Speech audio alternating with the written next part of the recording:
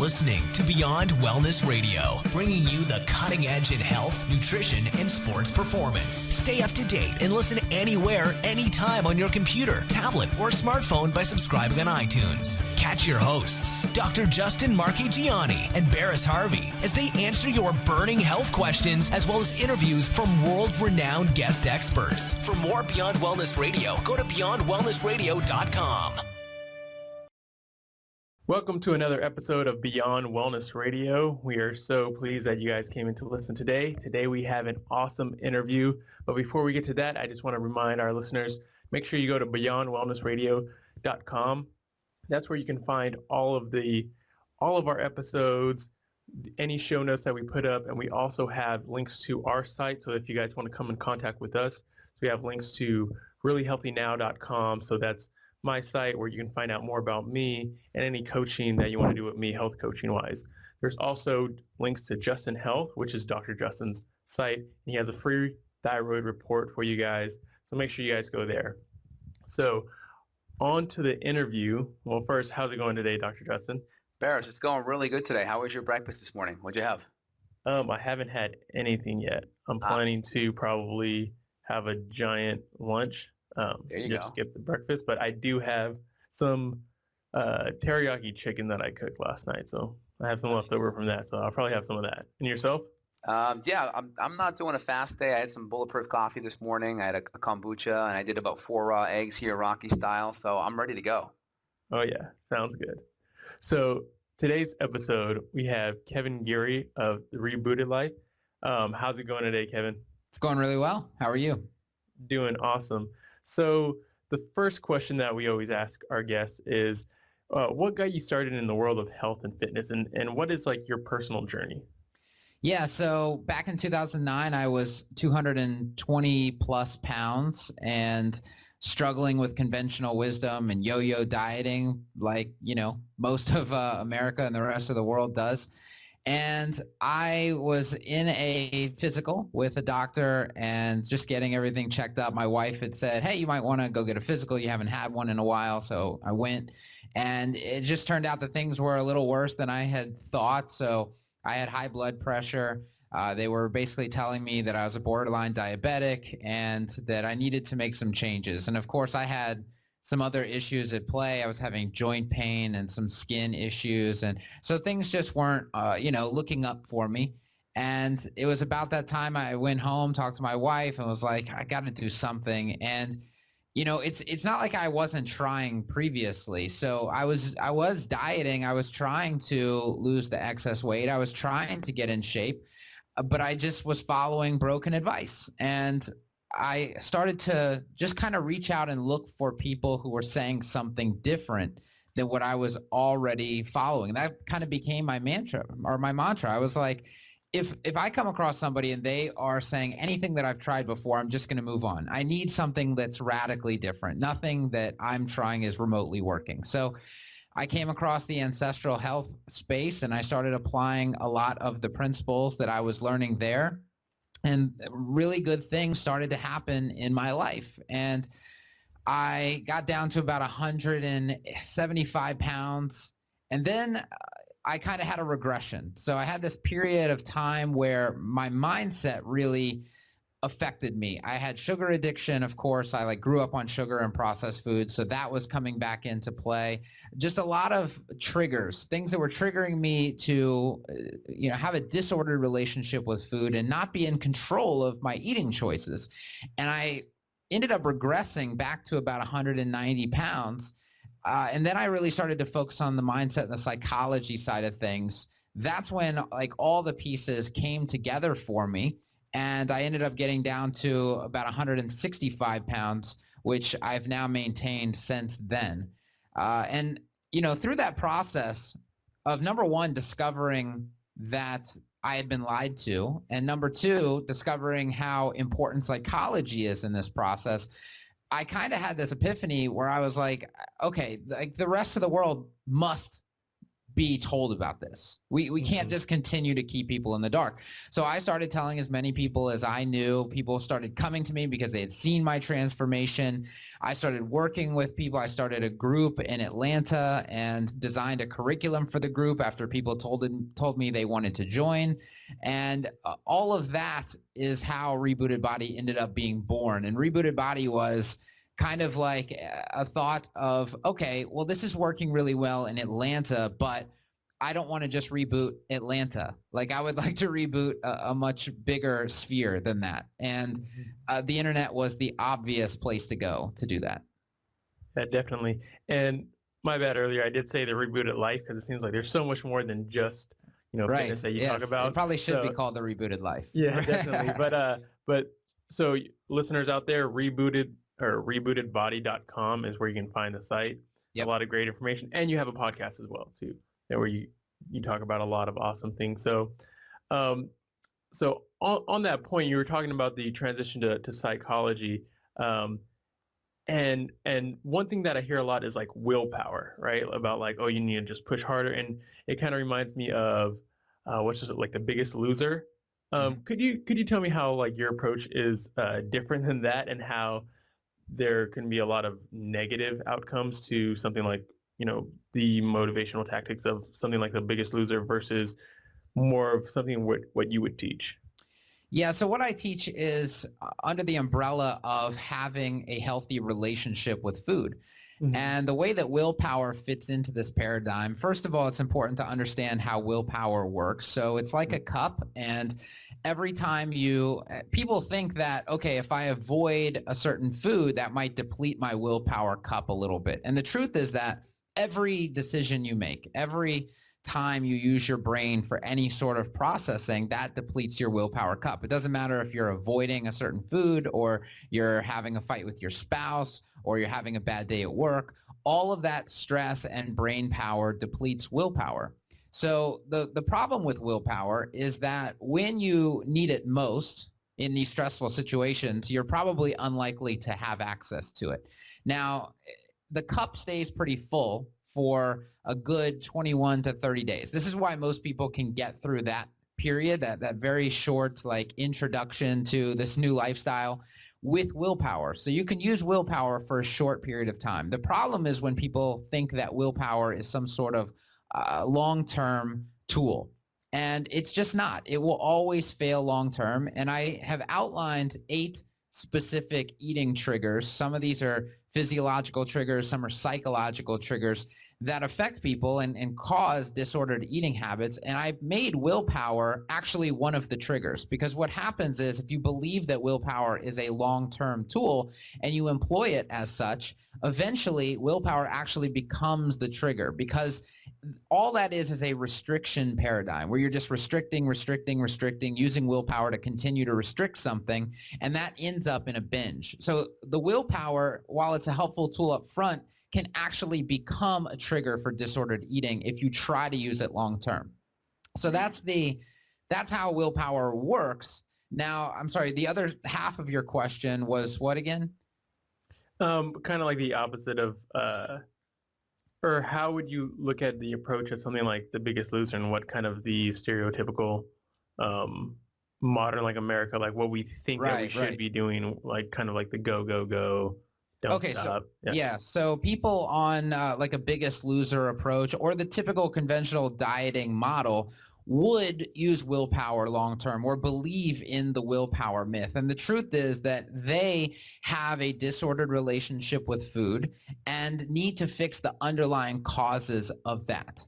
So if they're going to try to use willpower, obviously, I believe Biggest Loser, there's some contestants that have come out and said, this doesn't work long term. Like they always end up regaining the weight, right? And one of the examples that I use to prove this, and the thing is like willpower also, even though it's not a long-term tool, you don't need it, because when you fix your relationship with food, the need for willpower is completely erased. And this is the example that I give. So some people have a disordered relationship with shopping. They go to the mall, they walk around the mall, and they can't help but buy stuff, lots of stuff. They go into debt. They just can't escape the mall without buying stuff. They have a disordered relationship with shopping. Now, myself, I can walk into the mall and I can walk around and look at a whole bunch of stuff, and I can make it back to my car every single time without buying a bunch of stuff and without going in debt. Now, is that because I have a bunch of willpower? No, it's because I don't have a disordered relationship with shopping. There are some people who can walk into a buffet and say, I'll have a little of this, a little of that, and there's no stress and there's no anxiety around that, and there's no overconsumption. It's not because they have a lot of willpower. It's because they don't have a disordered relationship with food. So if we fix that disordered relationship with food, we can forget about the willpower paradigm. We can forget about the restriction paradigm. We can just live life and be free of this anxiety. That makes a lot of sense there, Kevin. And it kind of sounds like you're kind of gearing the mindset up from an inside out approach, where you're calibrating kind of your mindset internally, and that affects the outward environment, where most people are trying to affect the outward environment to then change their internal environment.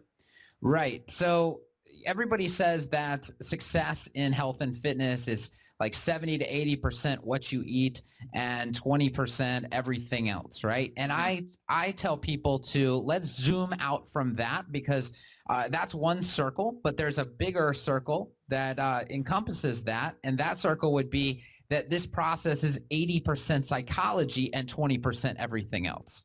So if you can fix your brain, your mind, and your emotional self, then you start to address all of this other stuff. You're really actually going to be able to put what you learn and what you know to use.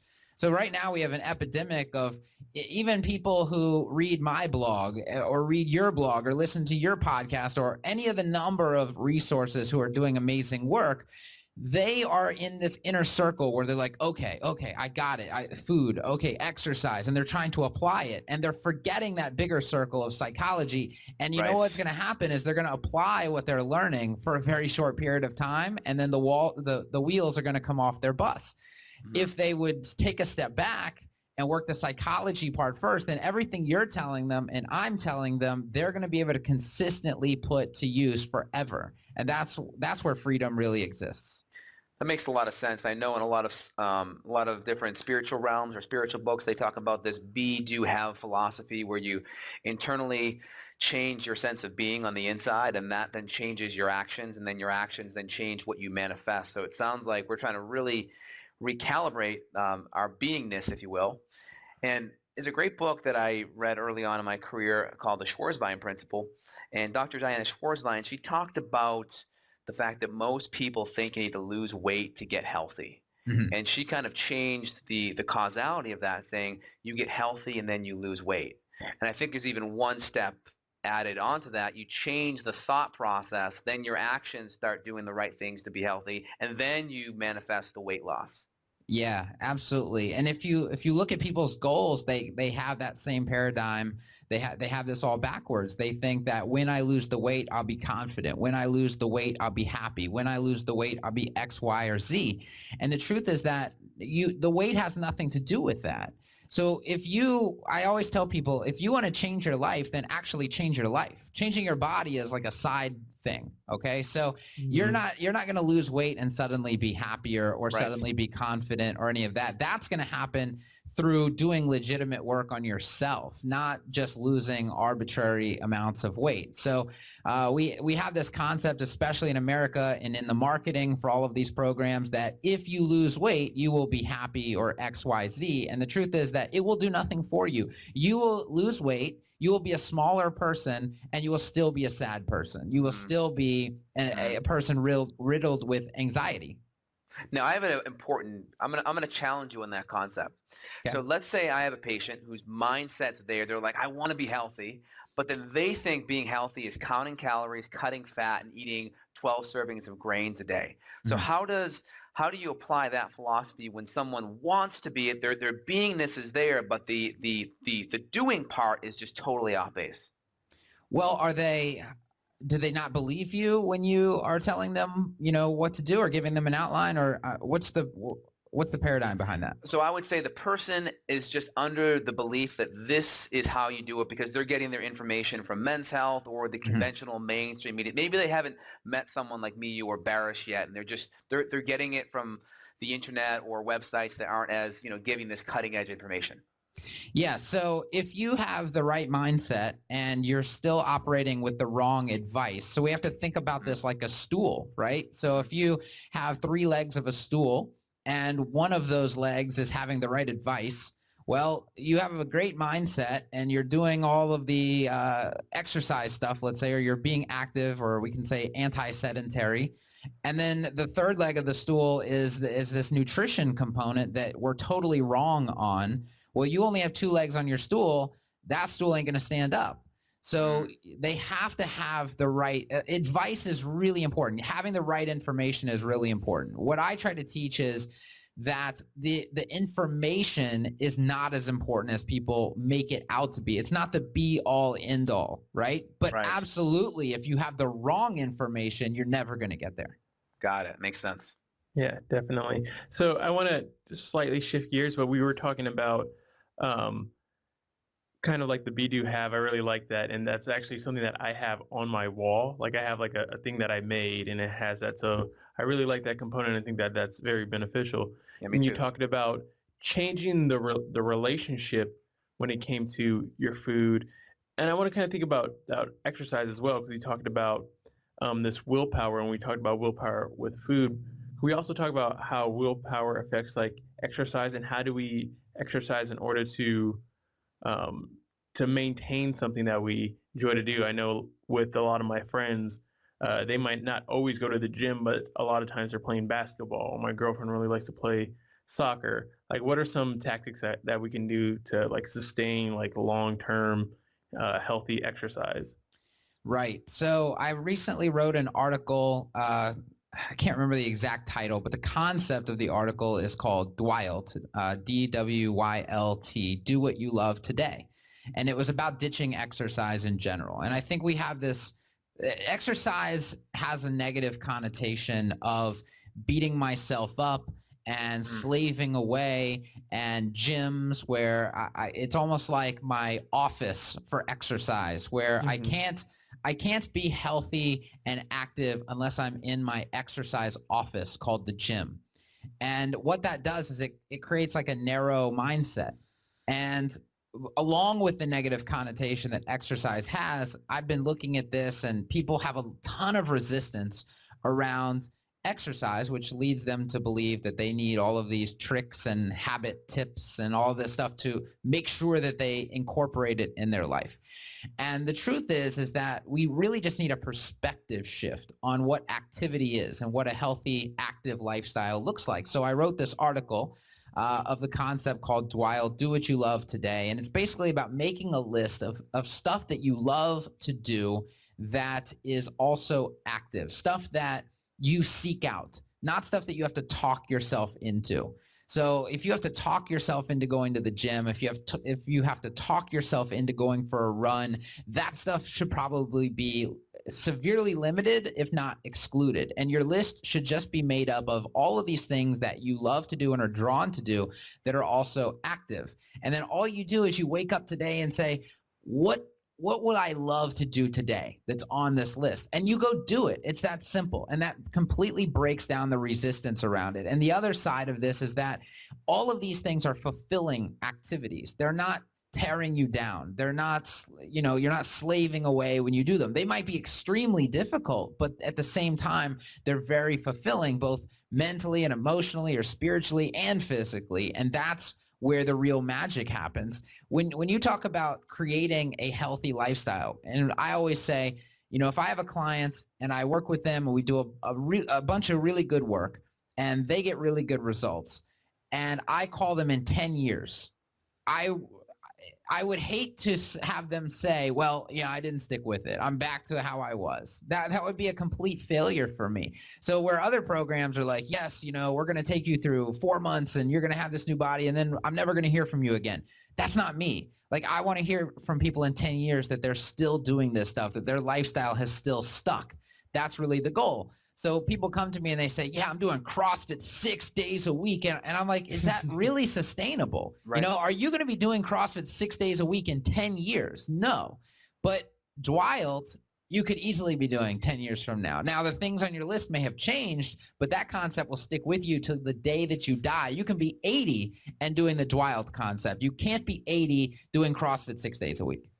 Yeah, definitely. That sounds awesome. It's funny that you mentioned that because a lot of clients that I've worked with, just because I work from long distance, I'm not there physically training them, but usually I'll look up on Google and find like an MMA gym or something of that sort, so that way they can, or do like kickboxing class, so that way they can be active at something that they enjoy as well. And it's funny because oftentimes we go to the gym for a certain goal, and oftentimes it's like, well, what are you training for? And you never get to that event. But it's like if you join a MMA gym and you do kickboxing, like every day you're training, you're also doing the action. Or if you're signing up to an adults, soccer league, like every day that you're training or you're practicing, but you're also doing the thing. Whereas when you're working out, you're just kind of going through the motion, but you're training, but there's not actually like a goal. It's just physique. Right. Yeah. Absolutely. And the Dwy LT concept also gives you the opportunity to have a ton of variety. So I actually pulled up the article. I'll just run down my personal list real quick. So we have walking, sprinting, cycling, swimming, Brazilian Jiu-Jitsu, Taekwondo, MMA, slacklining, rock climbing, hiking, yoga, running, flag football, ultimate frisbee, and sandbag resistance training. So when I wake up, I look at this list and I say, what would I love to do out of this list today? And there's so much variety that I always find something. And like you said, a lot of these things on this list are things you're actively doing or training for or getting better at, or they're challenging and they're fun, they're sports, you're competing. So there's that component as well. Now, some people might hear that list and say, well, wait a minute, Kevin, you've got exercise stuff in there. Like I heard about sprinting, that's just exercise. I heard about sandbag resistance training, that's just exercise. And the thing is sometimes I really love to exercise. Like sometimes I really love to sprint. Now, if I went out and said, I'm going to sprint every Friday at 1 p.m. and I get to Friday and I don't feel like sprinting, what's going to happen? It's not going to happen, or I'm going to have to use willpower or some other trick to make it happen. If I don't do it, I'll feel guilty about not doing it. I'll start to beat myself up. We'll have this negative self-talk issue creep in. Look, Dwy LT takes away all that stuff. You just wake up and say, what on this list would I love to do? And I go do it. I don't care what it is. We're just going to go do it, and we're going to have fun. Well, that makes a lot of sense, Kevin. And now, like with myself, I find that I just get so busy and so kind of like tunnel vision in what I'm doing. If I don't have something on my schedule, it's just I forget and I just get up, and the day's over. So how do you deal with people that just need to put it on their schedule so they can do it, so they can make the time for it? Because the key thing is you need to have the time to do all these things. How do you handle that? Right. Well, a couple of these things are automatically scheduled for me. So, for instance, Brazilian Jiu-Jitsu. Like, I can't control when I train. My gym tells me, here's your Brazilian Jiu-Jitsu time and day, and these are your options. So, on a Sunday or something, I'll kind of look at the week that's ahead of me, and I'll say, all right, I really want to hit a couple days of Brazilian Jiu-Jitsu here. So, bang, like that day and time is already done, and I have to schedule and make it available. Some days I will wake up and what I've done is in my schedule, and this is probably a good lesson for people too, there's this concept I teach of margin and creating margin in your life. And margin is the extra room, right?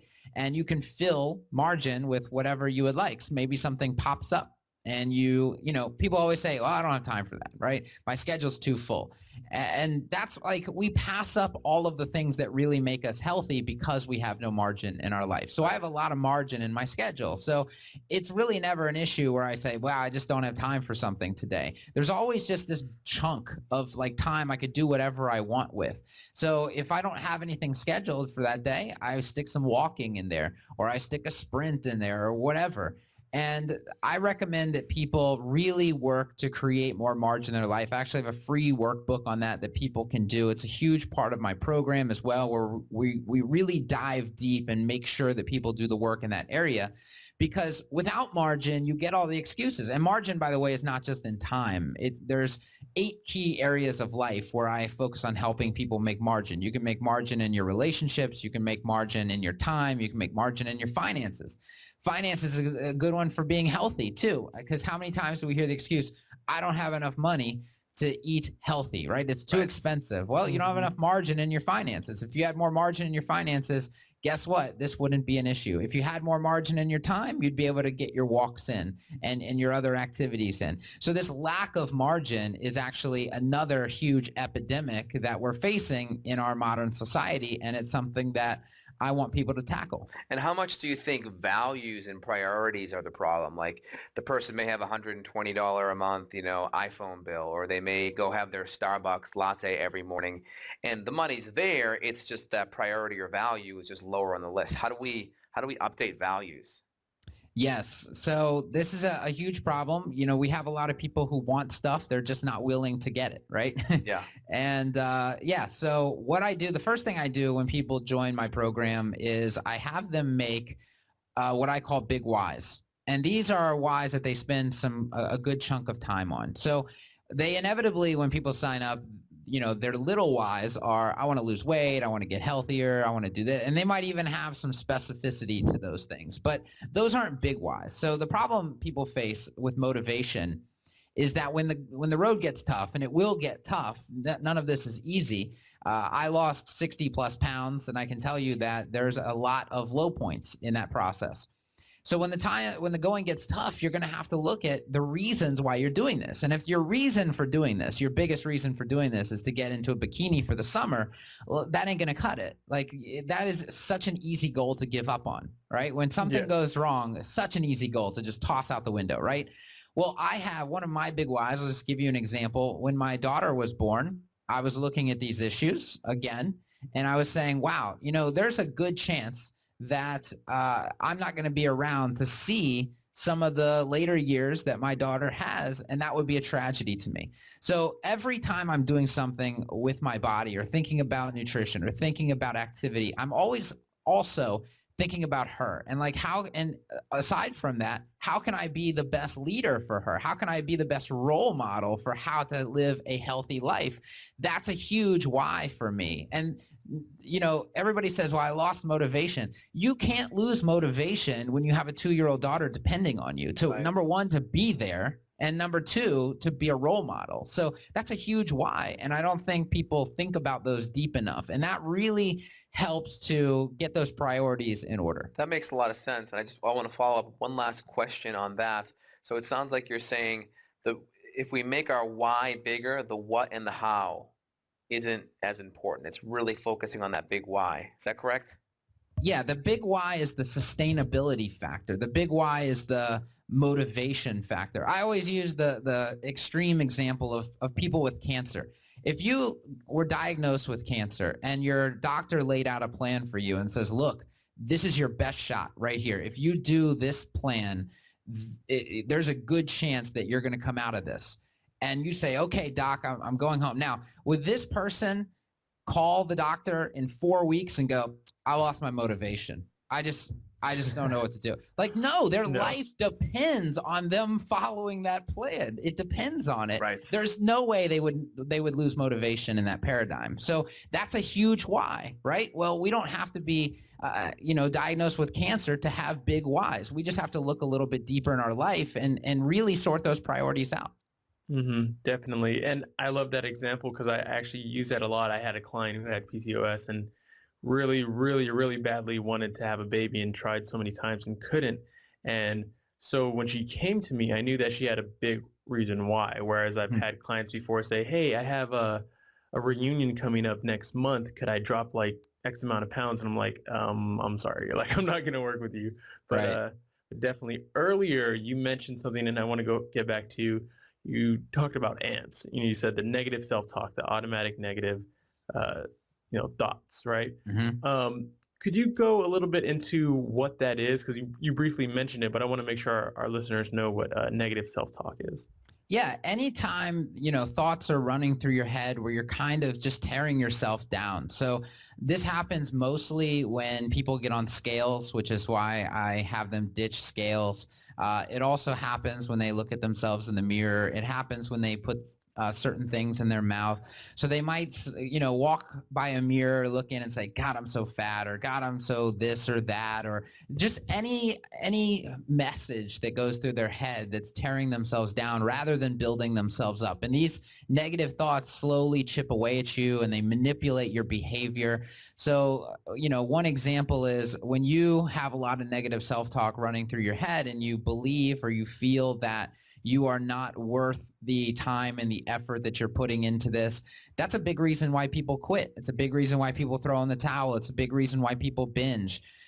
So that stuff has to be addressed and healed. A lot of people, especially if they are very low on the self-awareness scale, may not even realize how much this is affecting them and manipulating their behavior. Other people do realize it, but they don't know what to do about it. So those are the exact messages that go through people's head. A lot of it is spawned from these toxic beliefs that people have. So toxic beliefs are like core visceral beliefs about yourself that trigger this negative self-talk. And those, that's like the root of negative self-talk. That's how we start addressing it and getting rid of negative self-talk.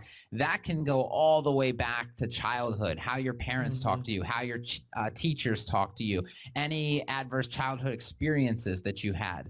So all this stuff has to be sorted out. But yeah, it's a self-sabotage trigger.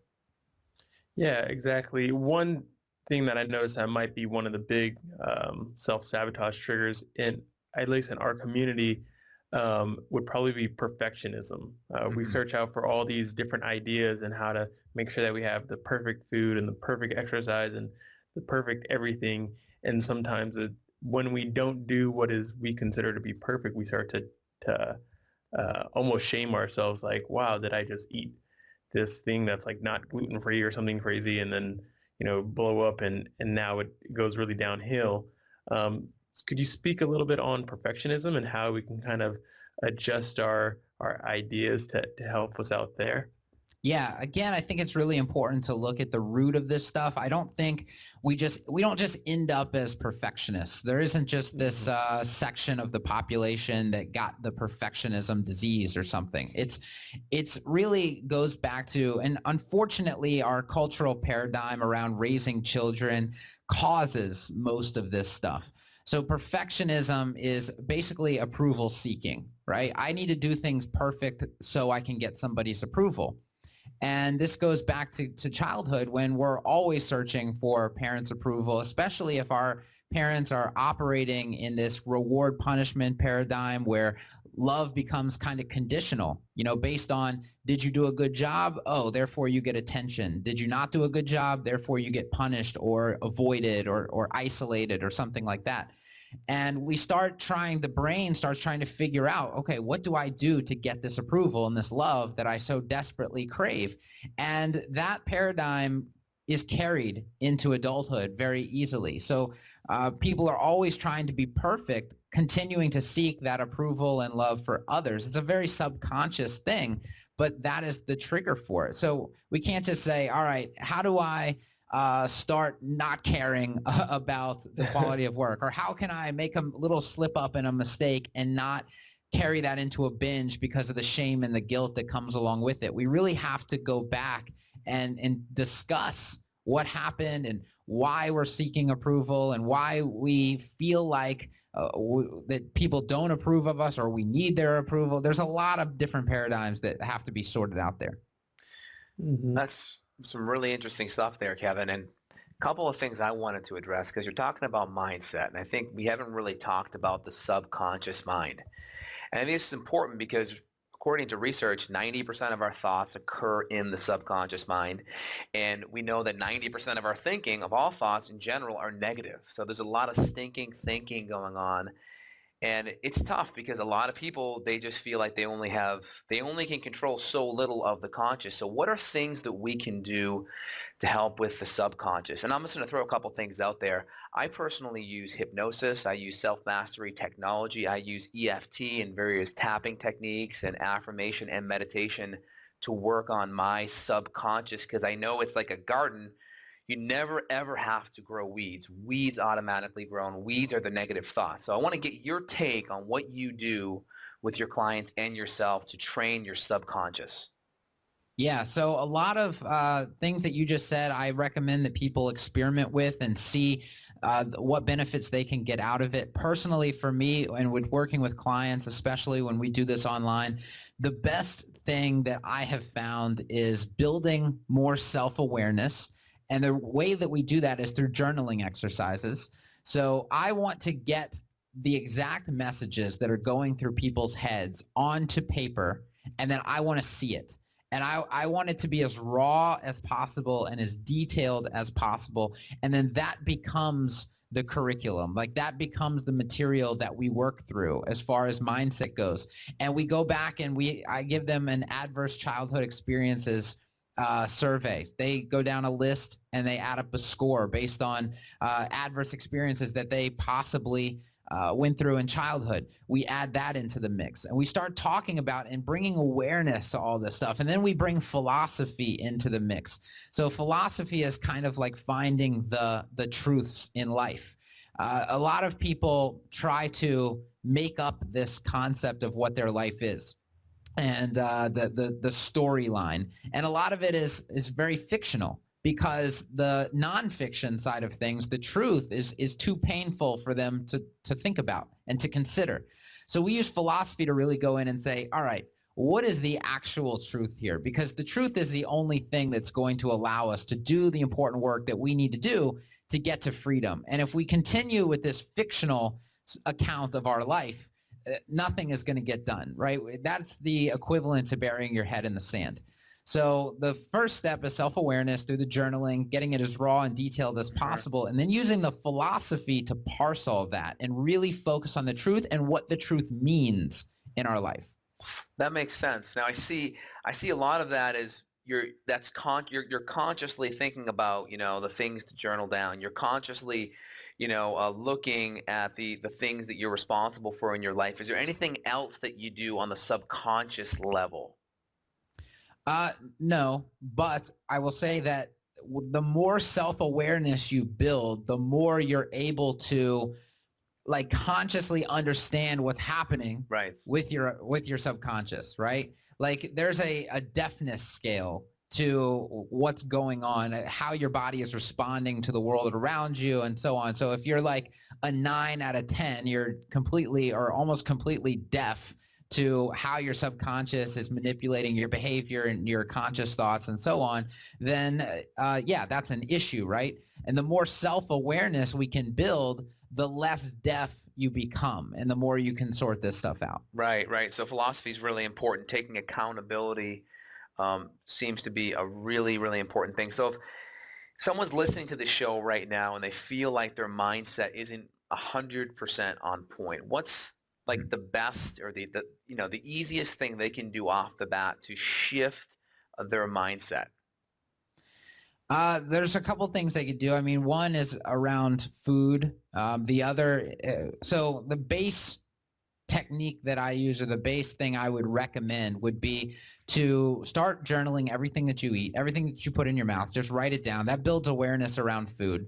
And then aside from that, what you're going to run into is when you're eating, these thoughts are going to start going through your head. And I don't know what they are. They're different for everybody. But these messages, you're either going to struggle, or you're going to say, wow, this is easier than I thought, or you're going to have other negative self-talk come in. All of that stuff needs to be journaled and written down.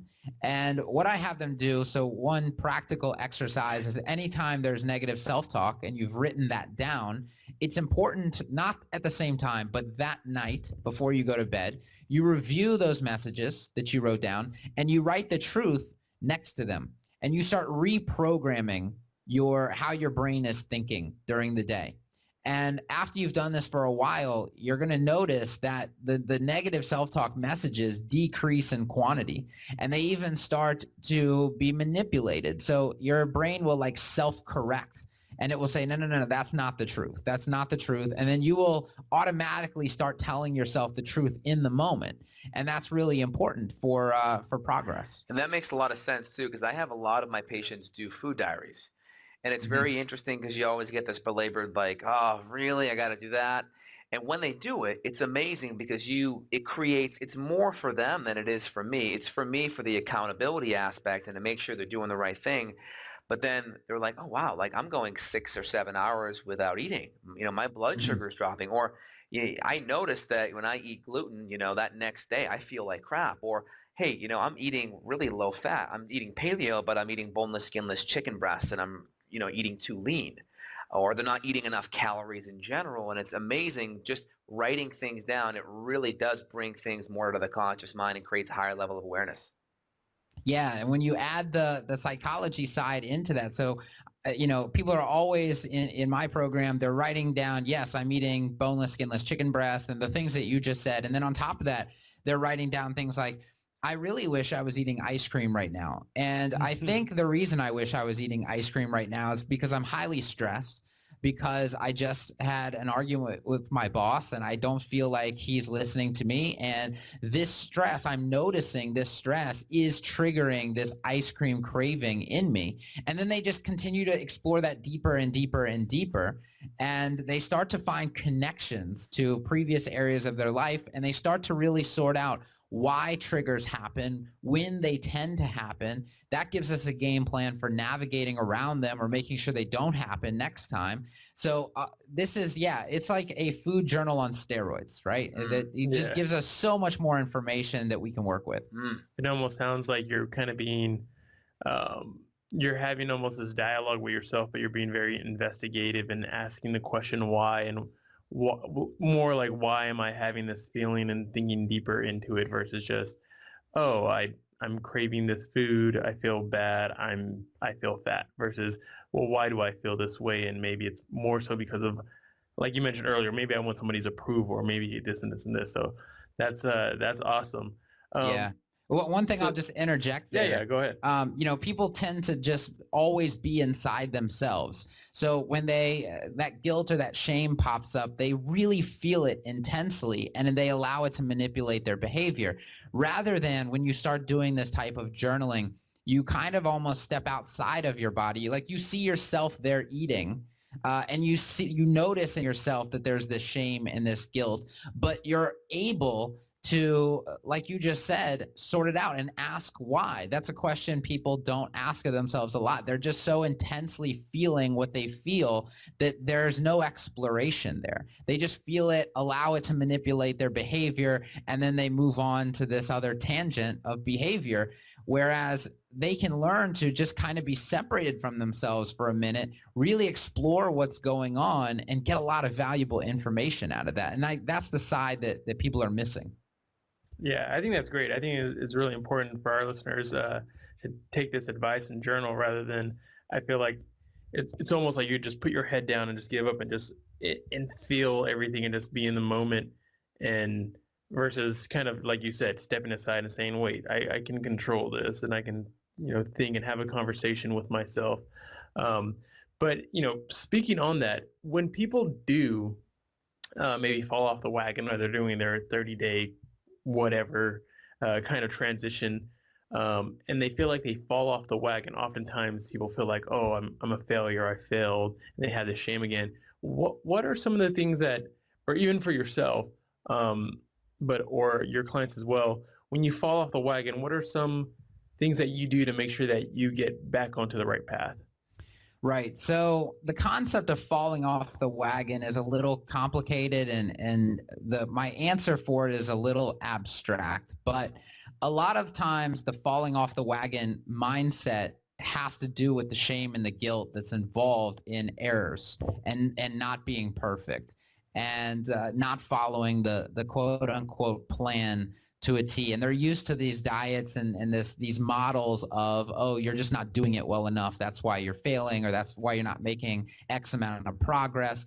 And I think when you remove the expectations in the beginning, and you remove all shame and guilt triggers. So I'm very clear with people that when they do something that they weren't necessarily proud of or happy with, a behavior, they can come to me with it, and there's going to be no guilt involved. There's going to be no shame involved. We're just going to talk it through, kind of like we're, again, having that conversation outside of ourselves, just about what happened. So when there's no shame and there's no guilt involved, and people are allowed to be and encouraged to be compassionate for themselves and patient with themselves. So another problem is setting people up for failure with the concept of how quickly they're going to get to results or promising certain results, right? So that they automatically feel when that doesn't happen that they're not on track or they're doing something wrong. All of that stuff has to be removed. It's more of a concept of we're leading people to failure or setting them up for failure. We need to make sure that we clear the path of all that nonsense and just let them have this understanding that there is no wagon.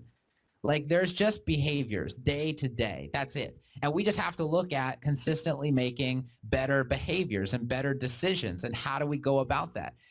I don't understand the concept of falling off the wagon because it's just life. That's all we're dealing. There is no wagon, right? It's just life. Every day you wake up, you have an opportunity to make better decisions or new decisions or whatever you want to do. So it's not like, there's this wagon that's going to leave you behind.